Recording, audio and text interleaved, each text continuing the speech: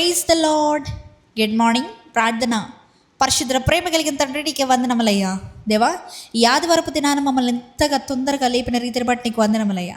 మేమందరం లేచి ఏకముగా కూడా ఇలా ప్రార్థించుకోవడానికి ఇచ్చిన తరుణాలు బట్టి నీకు వందనాలయ్యా.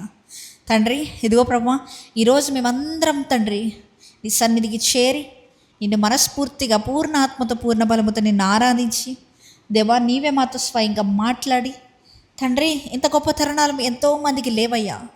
మాకు దయచేసిన దేవానికి వందనములు రాజా. ఇదిగో ప్రభువా, ఎవరెవరైతే తండ్రి నీ సన్నిధికి రాలేకపోతున్నారో, నీ సన్నిధికి వెళ్ళాలనుండి ఆశ ఉంది కానీ డిస్ట్రాక్షన్స్ వల్ల రాలేకపోతున్నారో, ప్రతి ఒక్క బిడ్డ నిమిత్తమై ప్రార్థిస్తున్నానయ్యా. నిశ్చితమైతే తండ్రి ప్రతి ఒక్కరిని ముట్టండి. ఇంకెవరెవరైతే అనారోగ్యం ద్వారా బాధపడుతున్నారో ప్రతి ఒక్క అనారోగ్యాన్ని స్వస్థపరిచి నీ సన్నిధికి తోడుకుని రమ్మని అడుగుతున్నానయ్యా. చర్చ్ని దీవించండి, సంఘములు దీవించండి దేవా, మా సేవకులు దీవించండి అయ్యా. వారికి మంచి ఆరోగ్యాన్ని దయచేయండి దేవా.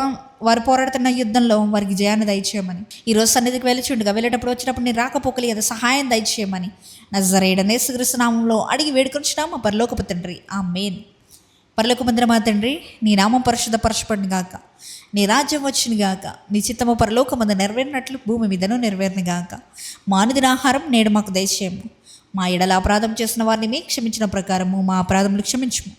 మమ్మల్ని శోధనలోకి తేక కీడు నుంచి తప్పించుము.